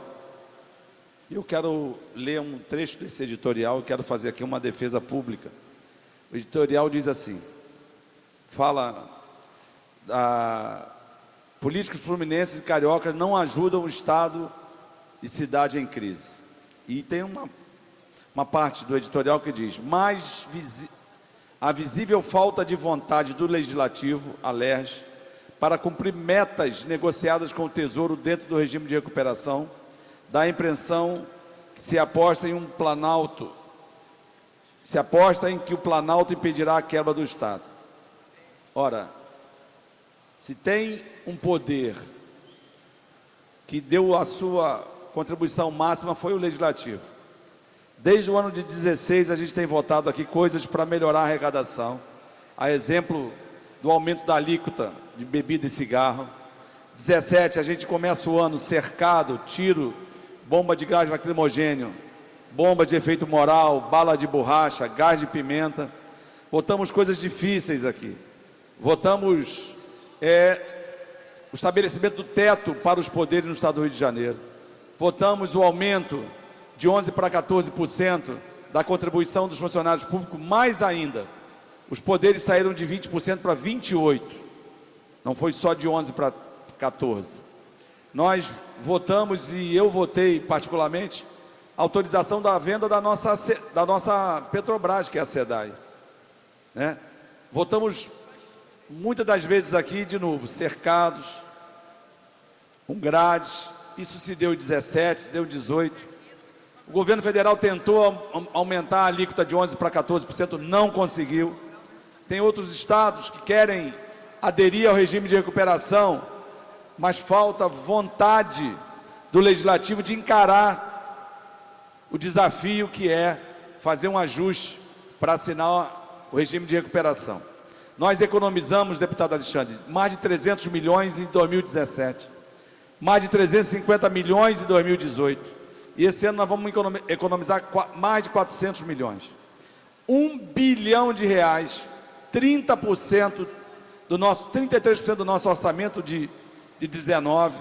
Aí a gente vê saiu uma coisa que falta à Assembleia Legislativa de posição. Na verdade, nós vamos economizar esse ano, já estamos economizando a média de 19% em relação a gasto com o pessoal do ano anterior. Então, parece que tem um prazer em bater na Assembleia. Todo mundo que quer dar um cascudo em alguém tem que bater na Assembleia. E a Assembleia, de novo, fez ao longo dos últimos anos ajustes importantes. Votamos, eu mesmo tive 4 pedidos de expulsão do meu partido. Fiquei suspenso por 8 meses por votar aqui. Um ajuste porque eu acreditava que naquele momento, se a gente não pudesse assinar o regime de recuperação, tomar um empréstimo, a Polícia Militar ia sair das ruas. E na minha região, na Baixada Fluminense, o que aconteceu lá no Espírito Santo, em 10, 14 dias, mais de 100 homicídios, ia acontecer na Baixada Fluminense em 24 horas. Respeitando quem votou contra, mas com muita responsabilidade votei aqui, aprovamos coisas. Ferreirinha, o governo não existia mais em 18, o governo do Estado não tinha base mais. O deputado Luiz Paulo aqui, por muitas vezes, deu parecer pela Comissão de Constituição e Justiça, pelo orçamento, tributação, dava parecer em 4, 5 comissões. Então, mas sempre que alguém quer bater no político, vem para a Assembleia bater. Logicamente, a gente também reconhece erros, mas parece que todo mundo quer tirar uma casquinha na Alerj. As mesmas comparações que são feitas com gasto de pessoal, com cedidos, com gasto com custeio, essa comparação não é feita com os demais poderes, né? Com os entes. Se pegar a nossa descentralização, nós vamos economizar mais de 30% com a descentralização. Nós descentralizamos até agosto 3 milhões e 500 mil reais e recebemos 2 milhões e 700 de volta. Mas sempre a gente é o primeiro a apanhar. Mas, só porque o Rodrigo Amorim fez aqui um elogio, não ao presidente, mas à mesa diretora e a todos os parlamentares, né, que não tem ninguém melhor do que o outro. A gente tem humildade suficiente para dizer que isso aqui é um conjunto. Isso aqui é uma casa. E eu conversava com um jornalista no sábado aqui, Alexandre. Eu disse que a Assembleia Legislativa de 19 está muito melhor. Muito, muito melhor, muito mais responsável. Logicamente, a gente respeita os embates, questão ideológica, mas ela está muito melhor. Então, mas parece que tem gente por esporte que... É só checar os números. Hoje saiu uma nota no jornal que a gente gastou 65 mil reais em janeiro para 700 e poucos mil reais com funcionários cedidos. Ocorre que às vezes, por exemplo, o Luiz Paulo me disse agora, a Prefeitura do Rio tem 6 ou 7 meses um acumulado que a gente não paga todo mês, a gente junta e paga. E pagamos sempre os cedidos dos outros órgãos especiais dos municípios, né? mas não dá para comparar, nós temos muito mais cedido que 65 mil reais. Se pegar o ano de 18 e um mês, passa de 1 milhão. Na verdade, nós gastamos em 18, com os cedidos, é um número importante, que é muito, muito, muito importante. Nós gastamos, todo 2018, 3.911.270 reais com os cedidos. Até agosto de 19, nós gastamos 1.301.000. De 3.900 para 1.301.000 até agosto. Vamos gastar mais. Mas às vezes sai uma notinha isolada, porque às vezes também sai daqui de dentro mesmo. O sujeito comparar uma questão, tem sazonalidade, mas aqui eu estou dando um número que eu peguei com o secretário, com o nosso diretor de finanças. Todo o mês, todo o ano de 18, total de cedidos 6.372.714,80, todo 18. Até agosto de 18, o gasto foi de a ordem de 3.911.000. Até agosto de 19, 1.301.000. Então, o 3.900 é até agosto de 18, de janeiro a agosto. De 19, de janeiro a agosto, 1.301. O total de gasto em 18, 6.300.000 dos cedidos. Então, às vezes, o jornalista dá uma nota, muitas das vezes, aqui sai daqui de dentro, e não dá para comparar coisas diferentes. Então, com muita responsabilidade, a gente sabe que nós somos o poder que apanha primeiro, mas nós somos o poder mais transparente.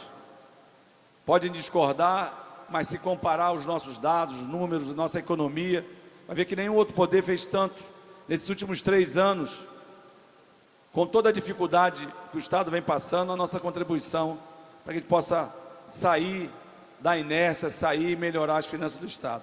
Então é uma covardia dizer que falta vontade alerge, porque na verdade o Executivo que tem que fazer o grande ajuste, mas falta vontade alerge. Então, com a palavra o deputado Alexandre. Perfeito, senhor presidente. É por isso que nós que somos tão cobrados, devemos cobrar principalmente daqueles poderes que de 4 em 4 anos não precisam pedir emprego novamente. Aqueles que detêm cargo de vitaliciedade não têm o mesmo compromisso que nós aqui do parlamento temos com a economicidade. E aí é por isso que causa espanto quando vem um projeto desse, no regime de recuperação fiscal, e a casa simplesmente acata e não existe um maior debate. Eu acho que nós, como representantes do povo, temos o papel essencial de cobrar, tanto do Ministério Público como do Judiciário, maior economicidade com o dinheiro do pagador de impostos. Porque já tem muito tempo que o Judiciário, por exemplo, acha que não tem que dar a sua contribuição de sacrifício. Foi o que aconteceu com a judicialização do 12º, foi o que aconteceu quando o Judiciário fez as penhoras nas contas do Estado, deixando policiais, professores sem receber. Então não dá mais para ter esse tipo de comportamento e essa casa ficar inerte e aceitar tudo isso. A gente tem que exigir o mesmo sacrifício que nós e o Executivo muitas das vezes faz, mas o Judiciário, o Ministério Público, não tem por hábito fazê-lo. Obrigado. Deputado Renan Ferrinha. Senhor presidente, primeiro, é inegável o avanço que a gente tem tido no que tange a transparência, a descentralização orçamentária. Eu acho que isso tem muito a ver com a condição de Vossa Excelência, então parabenizar quanto a isso. Eu sou a favor, sim, da descentralização orçamentária, que se feita de forma republicana, como eu acho que todos os deputados devem fazer, é muito melhor, pois dá mais transparência, mostra como que os gastos estão sendo feitos, e eu tenho vários projetos nessa casa, presidente, tramitando nessa casa, para dar mais transparência para os gastos públicos que nós temos, para dar mais economicidade, que é uma mistura da eficiência com a efetividade no gasto público, ou seja, tratar o erário de uma maneira muito correta e fazer com que a LERJ possa ser protagonista do renascimento do Estado do Rio de Janeiro. Porque, como Vossa Excelência bem colocou, o Estado do Rio de Janeiro foi devastado.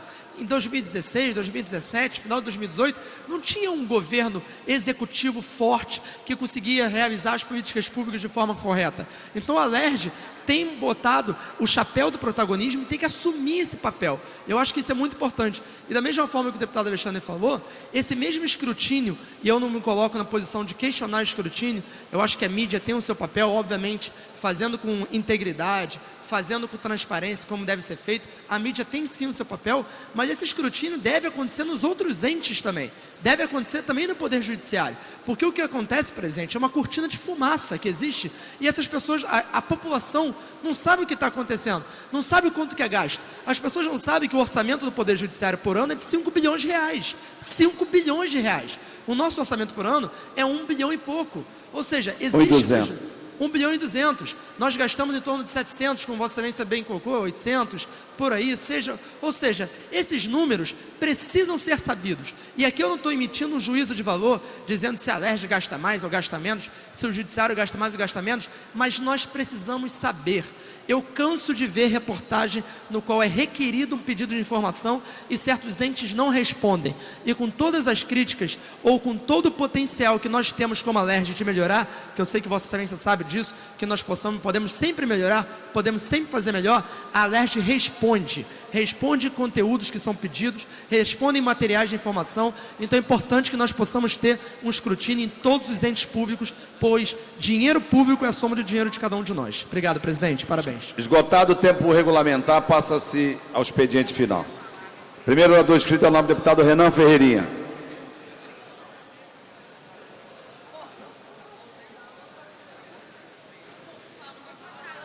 Pauta do dia de hoje retorna na terça-feira. Tetão, assessoria. Deputado Renato Cozzolino.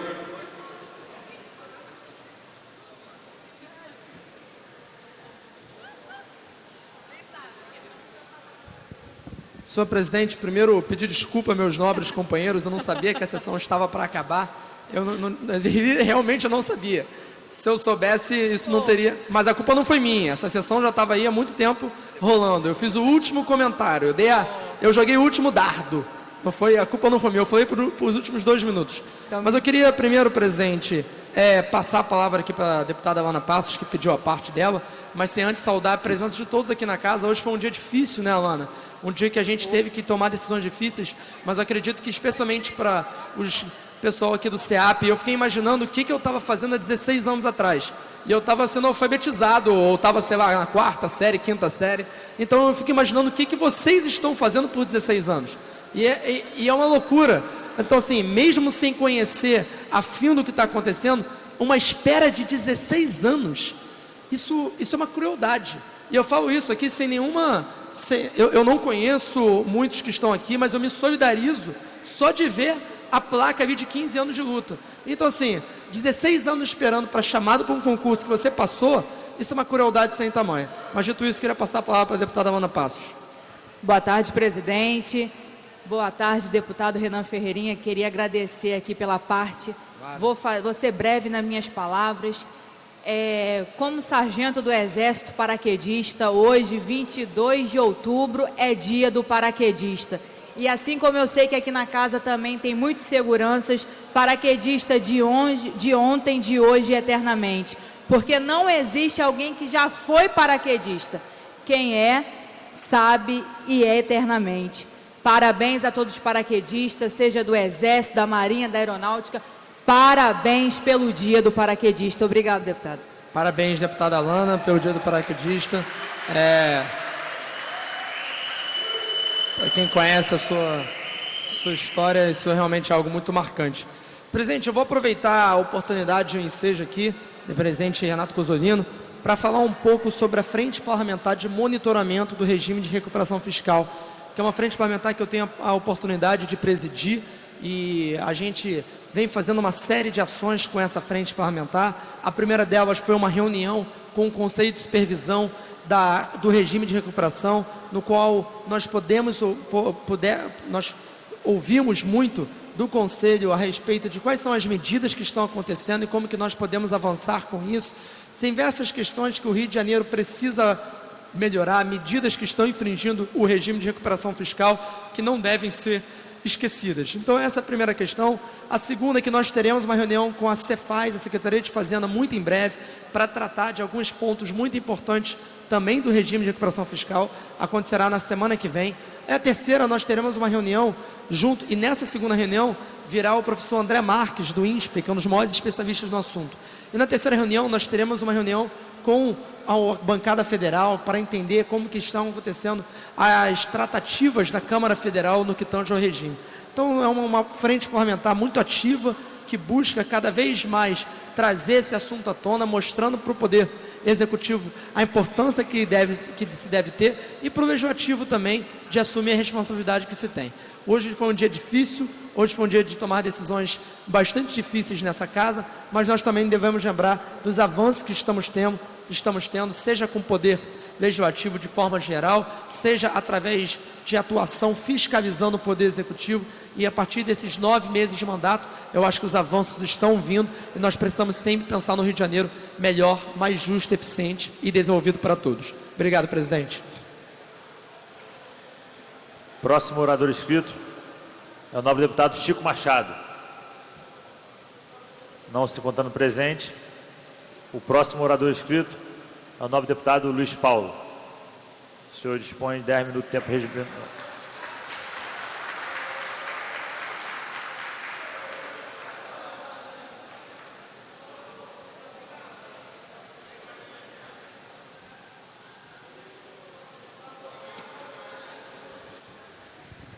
Senhor presidente, deputado Cozzolino, senhoras e senhores presentes, saudando todos os concursados do SEAP de 2003, 2012 e os que virão, pela existência e necessidade de fortalecer a estrutura do SEAP, função do volume de presos existente e do número ínfimo de servidores do SEAP, de agentes, para que as unidades penitenciárias continuem em ordem.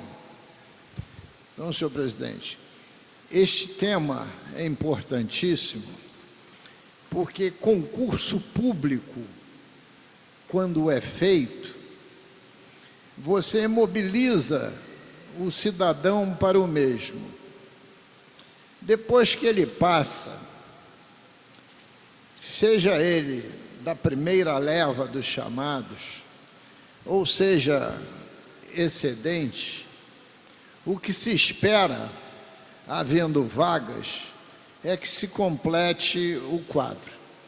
E o governo do Estado vem sucessivamente desrespeitando esse princípio e desrespeitando os concursados. Em duas áreas do nosso Estado, que mais do que nunca precisam de mão de obra qualificada. É a área da segurança pública, do qual o SEAP se inclui, e o magistério. São áreas de mão de obra intensiva. A economia que o Estado tem que fazer não pode ser nessas duas áreas. Incluiria também, senhor presidente, a área da saúde. Então, se nós temos necessidade de fazer economia, a CPI da crise fiscal mostrou claramente que a grande crise do Estado é de receita pela forma precária que se cobra a dívida ativa, de responsabilidade de doutos procuradores que têm remuneração no teto, pelo excesso de benefícios fiscais concedidos, que aumentam significativamente as perdas do Estado em cifras que ano a ano variam de 6 a 10 bilhões de reais, perdas também que se originam numa fiscalização tributária ainda rudimentar, sem os instrumentos tecnológicos necessários nas barreiras fiscais, que faz com que essa sonegação no Rio de Janeiro esteja na ordem de 10 bilhões de reais por ano.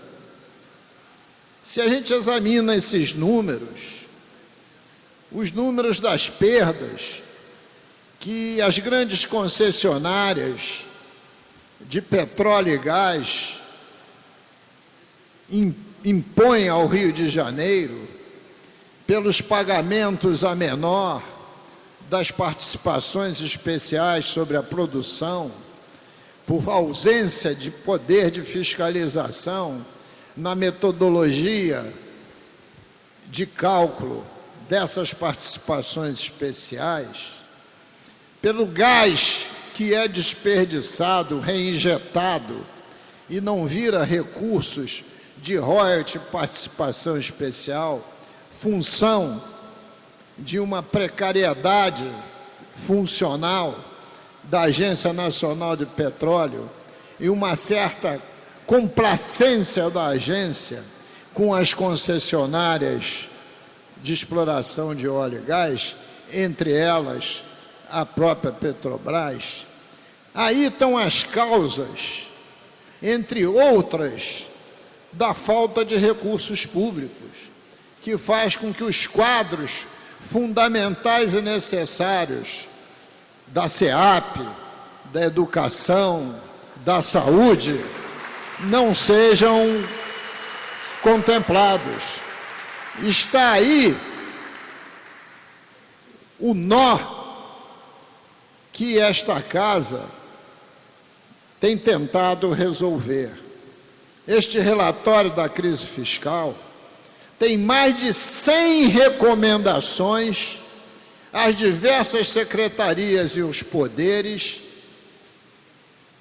que dão caminhos para aumentar essa arrecadação e fazer a renovação do regime de recuperação em outras bases, com um alongamento do tempo de pagamento do serviço de juros, com um expurgo de 13 bilhões da dívida consolidada líquida, ali incluído, de forma monocrática, pelo Tesouro Nacional. Enfim, senhor presidente, é necessário que essa renovação venha, mas em bases reais que o Estado possa cumprir, e não simplesmente adiando a data que o Estado irá novamente quebrar.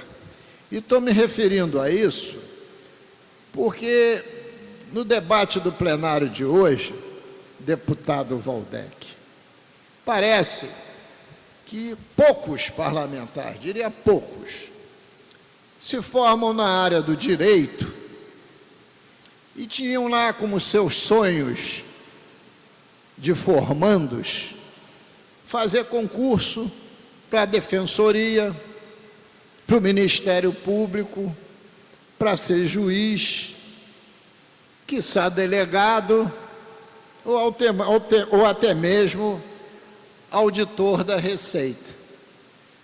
Esses sonhos acabam não se realizando, porque esses concursos são difíceis.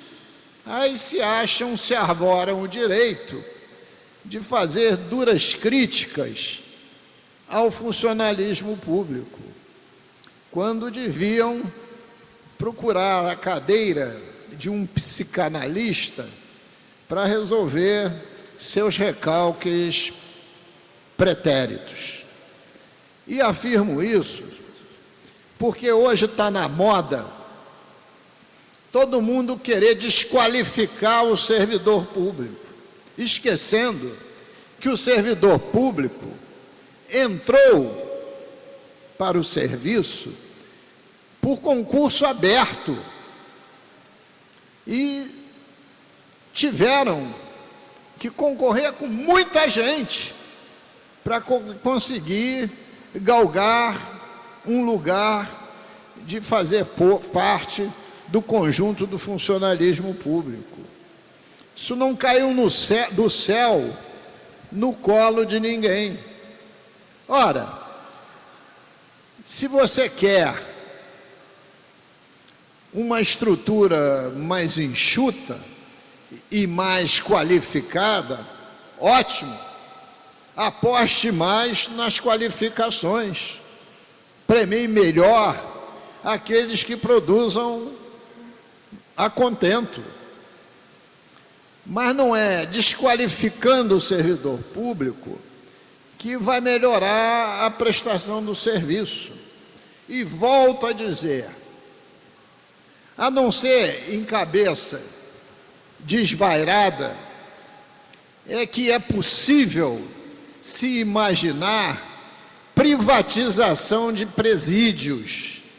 Privatização de presídios já aconteceu nesse país e as diversas rebeliões demonstram que não dá certo. Os presídios têm que ser administrados pelo Estado e reforçar e qualificar quantitativa e qualitativamente o conjunto dos agentes da SEAP, dos agentes de segurança pública. Esse, senhor presidente, é o caminho. Esse é o caminho. Estamos aqui reafirmando a nossa posição histórica de não a qualquer privatização do sistema penitenciário fluminense. Muito obrigado, senhor presidente.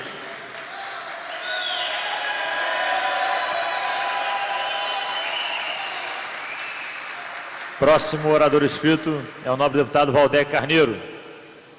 O senhor dispõe de 10 minutos de tempo regimental.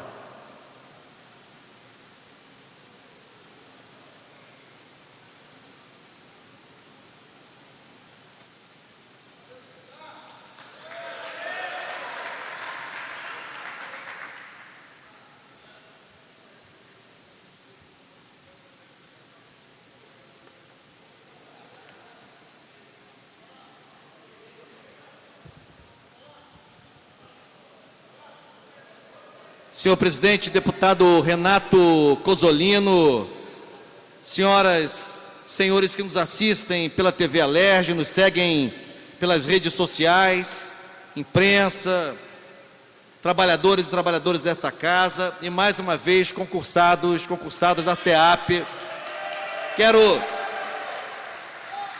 Quero fazer a minha intervenção sobre o tema que preparei, mas sobre a questão dos servidores concursados da SEAP, quero apenas falar 3 coisas, resumidamente. A primeira, que disse durante a ordem do dia.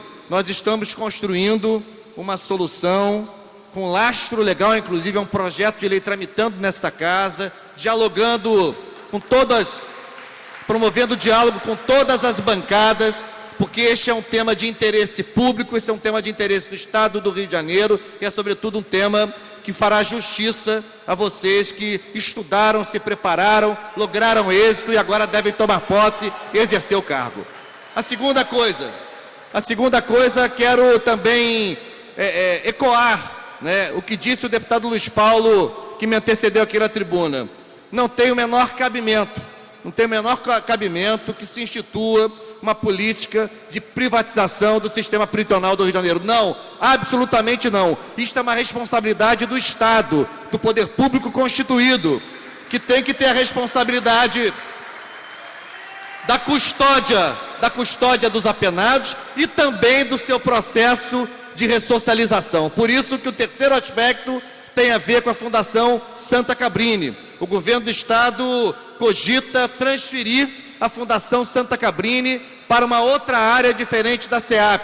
Eu já disse aqui, volto a repetir, não, absolutamente não. o processo de ressocialização, o processo de formação de qualificação profissional dos apenados é também uma responsabilidade da Secretaria de Administração Penitenciária. Não pode ficar apenas com a chave da cadeia. Tem que ter a chave da cadeia e tem que cuidar do processo de devolução dessas pessoas para a sociedade de forma ressocializá-las. Portanto, faço aqui esse destaque para que eu possa, deputado Renato Cozzolino, fazer aqui algumas considerações com um pouco mais de tempo em relação ao tema que enfrentamos hoje na Assembleia Legislativa do Estado do Rio de Janeiro.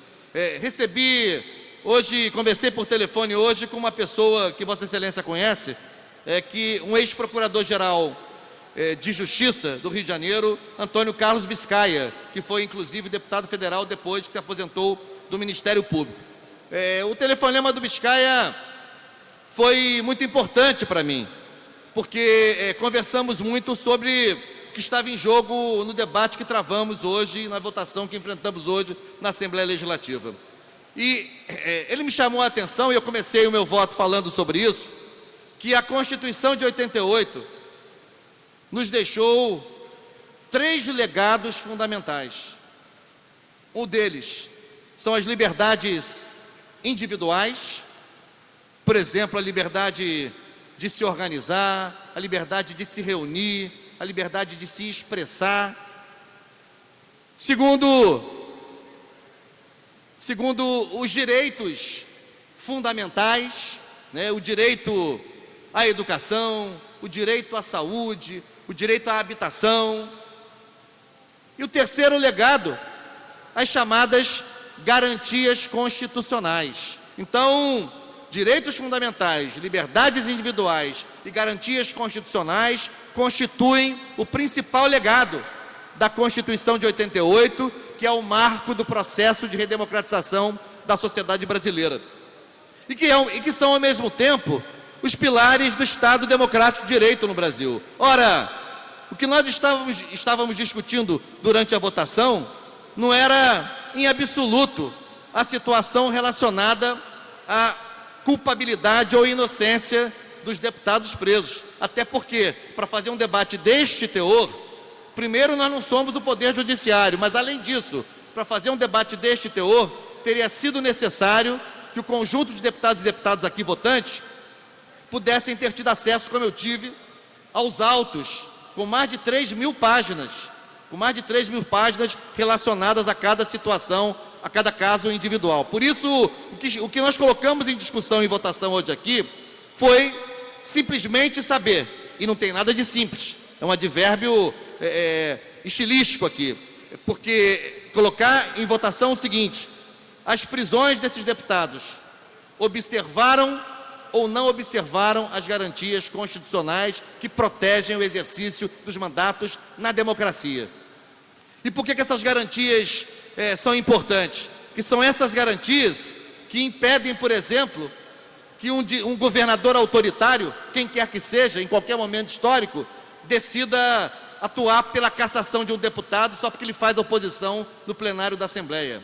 Essas garantias constitucionais são importantes para que os parlamentares possam subir à tribuna e fazer denúncias, apontar contradições, apontar problemas graves na administração pública, sem que sejam sancionados, penalizados por esta atitude. Portanto, seja a opinião, seja o pensamento, seja o voto, isso tudo tem que estar protegido a bem da democracia. E esses institutos, protegidos por garantias constitucionais, eles são patrimônio do Poder Legislativo, eles são patrimônio do Parlamento.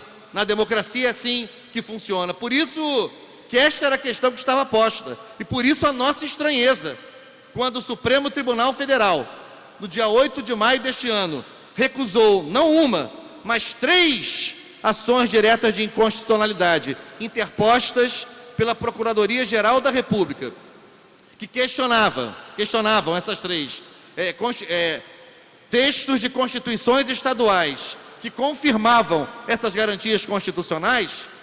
O Supremo Tribunal Federal rejeitou essas ações, ou seja, confirmando o que diz o texto constitucional federal, seja no artigo 27, seja no artigo 53, que não só consagra essas garantias, como estende-as aos membros das Assembleias Legislativas. Consagra as garantias para os membros do Congresso Nacional e estende-as aos membros das Assembleias Legislativas. Por isso que nós estranhamos que, ao fazer isso em maio de 2019, ao espancar as 3 ações diretas de inconstitucionalidade, o Supremo Tribunal Federal não tenha se dirigido ao TRF2 para determinar o cumprimento da Constituição.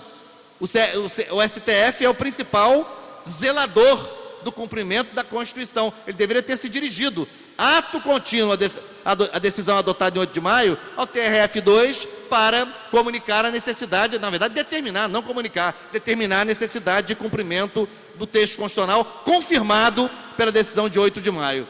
Esse aqui é o aspecto que está em pauta, porque, na verdade, quando o relator, o deputado Renato Cozzolino, o TRF2, no seu arrazoado, que fundamenta a decisão de prisão dos deputados em novembro do ano passado, diz que não há necessidade de consulta à Assembleia, ele sustenta isso dizendo que não há necessidade, porque não há flagrante, não há situação flagrancial, diz ele.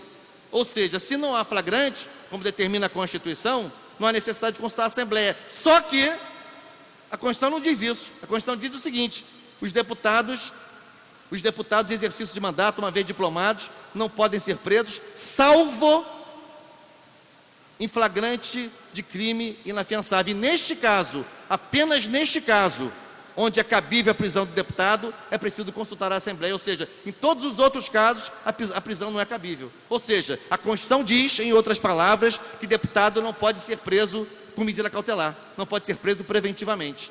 O que está causando estranheza também neste aspecto, neste fato, neste caso, é que o TRF2 já recebeu há 5 meses a denúncia do Ministério Público e ainda não julgou, ainda não providenciou o julgamento. Isto sim também causa estranheza, porque não pode, por um lado, o TRF2 receber a denúncia e não julgar, e enquanto isso entender que a prisão preventiva deve se manter ad infinitum, até porque não se sustenta mais o argumento de que é preciso, digamos, proteger o processo de investigação. O MP já investigou, já reuniu aquilo que ele considera como provas, já ofereceu a denúncia já foi recebida. Agora é o processo penal, agora é o devido processo legal a presidir e a orientar o processo penal. Agora são os julgadores que devem decidir, à luz da denúncia e à luz das defesas, se são culpados ou inocentes. Aqui no nosso caso, foi uma discussão e uma votação sobre a observância das garantias constitucionais. 2, uma deferência e um respeito ao Estado democrático de direito. 3, ao equilíbrio entre os poderes da República, que é também um princípio constitucional. Nenhum poder, nem o Executivo, nem o Legislativo, nem o Judiciário, pode se arvorar, pode avocar para si a condição de poder moderador que paira, e se exerce acima dos outros poderes. Por isso que eu subi essa tribuna inúmeras vezes, para denunciar o que eu considero que no Brasil é um verdadeiro desmonte dos pilares que sustentam o Estado Democrático de Direito.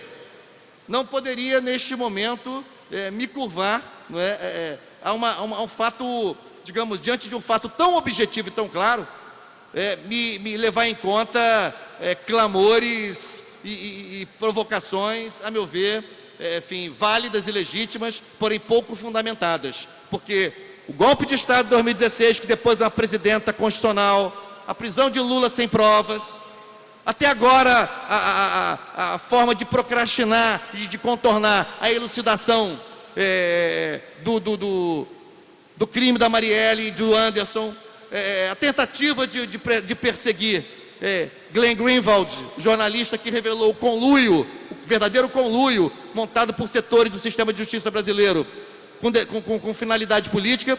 Tudo isso está no contexto do debate, do desmonte, da pulverização do Estado Democrático de Direito no Brasil. Por isso é importante fazer essa distinção. E alguém aqui falou sobre impunidade. Impunidade se consagrará se a justiça não julgar, se isso correr frouxo por muito tempo.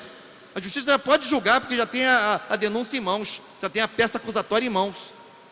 Por isso, a Assembleia Legislativa votou em relação à adequação ou à inadequação da medida cautelar face às garantias constitucionais e para, digamos, se cercar de cuidados, ainda acrescentou na resolução o dispositivo relativo ao impedimento do exercício dos mandatos. Aliás, é bom lembrar, a posse desse deputado já está suspensa. A posse já está suspensa, portanto, embora diplomados, os efeitos de sua posse já foram suprimidos, ainda que momentaneamente, porque a investidura no cargo de deputado está suspensa. Portanto, quero aqui fazer essa discussão com absoluta tranquilidade e consciência.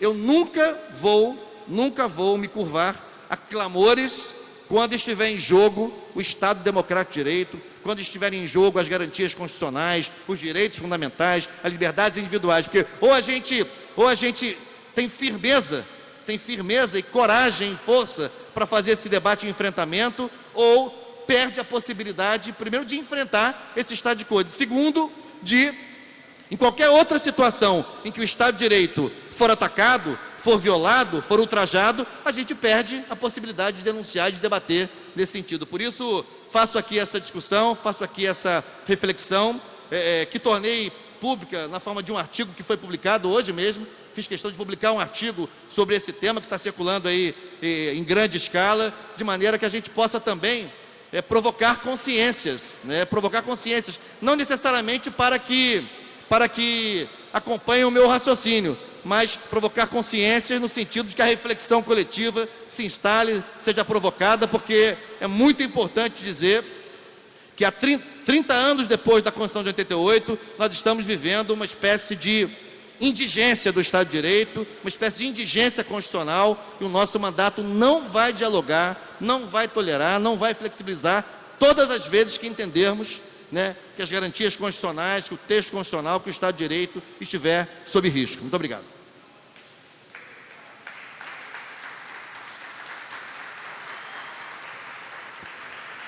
Próximo orador inscrito é o nobre deputado Rosenberg Reis. Não se encontrando presente, e antes da presidência encerrar a presente sessão, convoco os senhores deputados para a sessão ordinária do dia 23 de outubro de 2019, com a seguinte ordem do dia. Redação final, assim emendada, projeto de lei número 1163/2019, de autoria dos deputados Eliomar Coelho, Luiz Paulo, Valdec Carneiro, Dani Monteiro, Carlos Mink, Renan Ferreirinha e André Siciliano. Redação final, projeto de lei número 3528A/2017, de autoria da deputada Tia Ju, em regime de urgência, em discussão única. Projeto de lei número 1486/2019, de autoria do Poder Executivo, mensagem número 34/2019, em tramitação ordinária, em segunda discussão, redação do vencido assim emendada, projeto de lei número 213A/2019, de autoria do deputado Márcio Canela, projeto de lei número 1081A/2019, de autoria dos deputados Rosenberg Reis e Gustavo Schmidt, em segunda discussão, redação do vencido, projeto de lei número 296A/2015, de autoria do deputado Carlos Mink, em primeira discussão, projeto de lei número 3169/2017, de autoria do deputado Marcos Miller, projeto de lei número 3337/2017, de autoria do deputado Dr. Giulianelli, projeto de lei número 75/2019, de autoria da deputada Rosane Félix,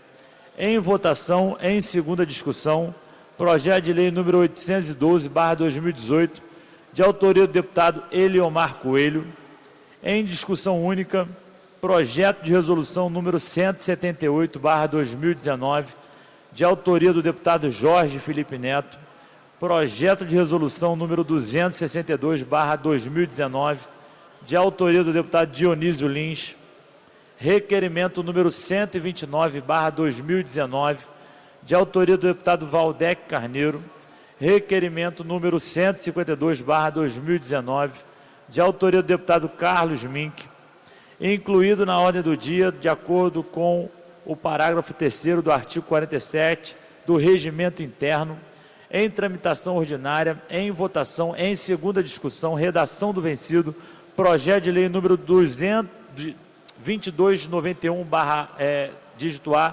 /2016, de autoria dos deputados Lucinha, Cidinha Campos, Sadi Noel, Dr. Julianelli, Edson Albertazzi, Jânio Mendes, Jorge Felipe Neto, Tia Ju e Valdec Carneiro, incluídos na ordem do dia, de acordo com o parágrafo 1º do artigo 47 do Regimento Interno, em tramitação ordinária, em primeira discussão, projeto de lei número 301/2019, de autoria dos deputados Brazão e Carlos Macedo, projeto de lei número 567/2019, de autoria da Comissão de Saneamento Ambiental, projeto de lei número 675/2019, de autoria do deputado Renan Ferreirinha, projeto de lei número 869/2019, de autoria do deputado Renato Cozzolino, projeto de lei número 949/2019, de autoria do deputado Welbert Rezende, projeto de lei número 1009/2019, de autoria da deputada Dani Monteiro, incluído na ordem do dia, de acordo com o parágrafo 3º do artigo 47 do Regimento Interno, em tramitação ordinária, em votação, em discussão única, projeto de resolução número 192/2019, de autoria da deputada Dani Monteiro. A presidência encerra a presente sessão.